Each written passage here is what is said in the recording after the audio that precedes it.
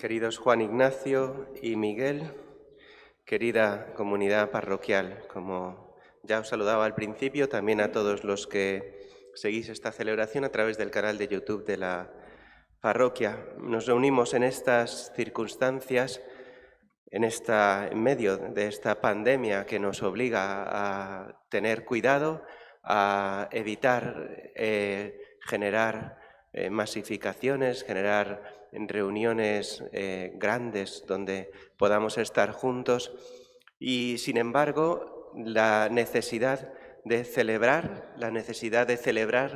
la fiesta, de celebrar el patrocinio, en este caso para vosotros, de la Virgen María, es necesario, es una necesidad grande y por eso pues no habéis renunciado a celebrar con la solemnidad de la Eucaristía esta fiesta, porque aunque es cierto que debemos tener la prudencia de mantener la distancia, de cuidarnos unos a otros, no es menos cierto que al celebrar la fiesta lo que queremos también expresar es que en nosotros hay una esperanza mayor, hay una vida mayor que esta, que es la vida que nos viene de Dios y que nos ha venido a través de María en la Iglesia, y así lo celebráis vosotros. Este año la fiesta, no todos los años es así, será así algunos años, ha caído justo el fin de semana de Pentecostés, el último domingo de la Pascua, y por lo tanto la celebramos en la antesala de Pentecostés. Se une, por lo tanto, aquí un hecho muy significativo para pensar qué quiere deciros el Señor a vosotros como comunidad parroquial este año. Nos ponemos a los pies de María, que es vuestra patrona, bajo el patrocinio de quien está esta parroquia, a quien está encomendada, y mirando las lecturas descubrimos que en ellas, que nos cuentan tanto el final del libro de los Hechos de los Apóstoles como el final del Evangelio de San Juan, aparecen tres apóstoles: Pedro, Juan y Pablo. Nos encontramos, por lo tanto, con María y con los apóstoles, con ellos reunidos en el cenáculo pidiendo el don del Espíritu Santo. Con María y con los apóstoles descubrimos verdaderamente qué es la Iglesia. Aunque no podamos reunirnos físicamente todos, aunque la asamblea no se pueda reunir completa, la Iglesia tiene una unidad que es mayor que la de la simple cercanía física. Nos preguntamos estos días, insistimos mucho en la cercanía y en la necesidad de la cercanía física, y ahora parece contradecirse con la necesidad de un cierto distanciamiento social. Pero nosotros conocemos otros vínculos que no son simplemente los expresados en la cercanía física, que requieren, es verdad, en condiciones normales, esa cercanía física, ese tacto, la necesidad de tocar en los sacramentos, pero que conocemos que esto es un signo de una cercanía mayor, más verdadera, que es la cercanía del Espíritu Santo. Aquella cercanía que unió a los apóstoles en Pentecostés, que poco después se dispersarían por todo el mundo. La comunidad apostólica no tenemos noticia de que después de dispersarse se volviera a reunir, permaneció dispersa y sin embargo permaneció unida en el Espíritu. Pues con María y con los apóstoles vivimos en la Iglesia y esperamos, rogamos el don del Espíritu Santo, el don de esta unidad mayor, unidad en Dios, en la Trinidad, unidad en Cristo. ¿Y qué es lo que podemos aprender de estos tres apóstoles que nos muestra la Escritura de hoy? Pues podemos vivir este camino, esta vida de la Iglesia, lo que el Señor nos pide para nosotros hoy, viviendo un aspecto de esta vida con cada uno de ellos. Con Pedro seguimos al Señor. En el pasaje que hemos escuchado al final del Evangelio, como decía, de San Juan, después de que Pedro ha experimentado la negación del Señor y su infinita misericordia, Jesús le dice: tú sígueme. Parece que Jesús le muestra a Pedro cuál es su misión. Su misión no es estar preocupado él por todos. Le dice con respecto a Juan: ¿a ti qué? Tú sígueme. La misión de Pedro es ir detrás de Jesús. ¿Por qué? Porque Pedro, como cabeza de la Iglesia, podrá tener la tentación otra vez de ponerse delante, de hacer sus proyectos, de pensar él cómo tienen que ser las cosas. Y Jesús lo que le dice a Pedro es: Tú no te preocupes de todo, tú sígueme, para que en ti los demás puedan aprender a seguirme. Por eso nosotros en este tiempo con Pedro aprendemos a seguir al Señor, aprendemos a no ir delante de Él, porque muchas veces con nuestros juicios, con nuestros proyectos, con nuestra mirada sobre la realidad, queremos ir por delante del Señor. ¿Qué es lo que yo habría hecho? ¿Cómo tendría que haber sido esto? ¿Qué decisión hubiera tomado? ¿Si el Papa? ¿Si el obispo? ¿Si el párroco? Al final queremos ir delante.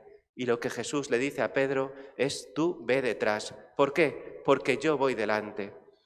De Pedro aprendemos que Jesucristo va delante y hoy, en esta circunstancia, Jesucristo también va delante de nosotros. Y por lo tanto nosotros hemos de aprender a seguirle, a vivir siguiendo a Jesucristo para no ir los primeros, no querer llegar antes que nadie, sino yendo detrás de Él, ir siguiendo sus huellas, siguiendo su mirada, siguiendo su palabra. En segundo lugar, miramos a Juan. ¿Y qué aprendemos de Juan, de nuestra vida? Aprendemos a permanecer, ¿no? ¿A ti qué si yo quiero que éste permanezca? ¿Y dónde es donde permanece Juan? Lo dice un poco más adelante. Este es el discípulo que da testimonio. Juan permanece en la memoria de lo que ha vivido, en el testimonio, en la verificación de que lo que hemos vivido, la experiencia de Jesucristo es verdadera. En este tiempo de pandemia, seguro que muchos de vosotros, personas cercanas a vosotros, pues han sufrido muchas crisis y también crisis de fe. ¿Dónde está el Señor en todo esto? ¿Dónde está todo lo que habíamos vivido? Si no nos hemos podido reunir en la iglesia, ¿verdad? Mucha gente le está costando volver o se siente un poco alejada, a lo mejor piensa que la respuesta de los obispos o del Papa no ha sido la que él pensaba que tendría que ser y se siente alejada. Se pierde la memoria. ¿Dónde permanece Juan? Juan permanece en la memoria de lo vivido. Este es el discípulo que da testimonio de todo esto y lo escribe. Dice, y nosotros sabemos que es verdadero. La segunda llamada, por lo tanto, es a permanecer en la verificación de nuestra fe. ¿Es verdad todo lo que hemos vivido? ¿Es verdad que Jesucristo está con nosotros? ¿Es verdad que Él nos ha salvado? ¿Que Él ha entrado en el misterio de nuestra vida, de nuestro pecado? ¿Es verdad? ¿Qué es lo que hizo Juan? Lo dice también el Evangelio, recostarse en el pecho de Jesús para conocer el misterio de la traición. Señor, ¿quién es el que te va a entregar? Pues nosotros. Cada uno de nosotros hemos entregado al Señor y hemos sido perdonados por Él. Esta es la memoria que nos salva. Pues en segundo lugar, es nuestra misión, vuestra misión como comunidad parroquial, permanecer en la memoria de la salvación y en el testimonio de lo que ha sucedido en vuestra vida.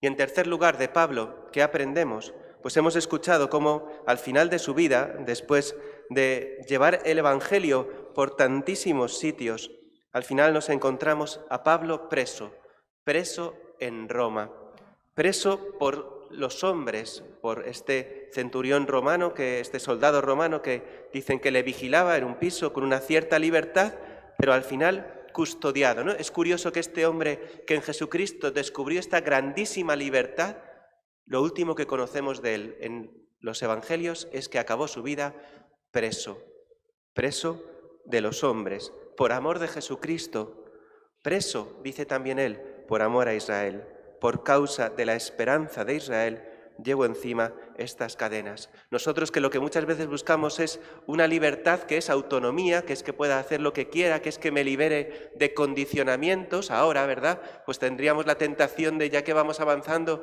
pues rápidamente empezamos a reunirnos, nos quitamos las mascarillas, salimos de los confinamientos, queremos como ya quitarnos todo tipo de condicionamiento. Miramos a Pablo y él termina su vida preso. Y estando preso, conoce lo que es la verdadera libertad, porque allí recibe a los hombres y predica el reino de Dios y enseña todo lo que se refiere a Jesucristo, subraya, y así termina el libro, con toda libertad. San Pablo ha descubierto cuál es la verdadera libertad, que no es la de hacer lo que me dé la gana, que no es la de hacer lo que yo quiero, sino que es la de poder acoger a todos en mi vida, sea quien sea, viva como viva, y predicarle el Evangelio del reino de Dios. ¿Qué ocasión mejor que esta que estamos viviendo para predicar el reino de Dios y todo lo que se refiere a Jesucristo con plena libertad? Que no es otra que, volviendo a Juan, transmitir, dar a conocer lo que nosotros hemos descubierto y cuál es la fuente de nuestra libertad. Pues así le pedimos a la Virgen, ella que es reina de los apóstoles, que a través de estos 3 apóstoles, estas 3 pequeñas experiencias de Pedro siguiendo al Señor, de Juan viviendo el profundo testimonio de amor de Jesucristo y de Pablo, con libertad preso por los hombres, enseñando y predicando el reino de Dios, que también Él a nosotros, a vosotros como comunidad parroquial, os conceda la gracia de entrar en este misterio y de vivir así este tiempo. Se lo pedimos a la Virgen, que ella interceda por nosotros para que su Hijo nos envíe el Espíritu Santo.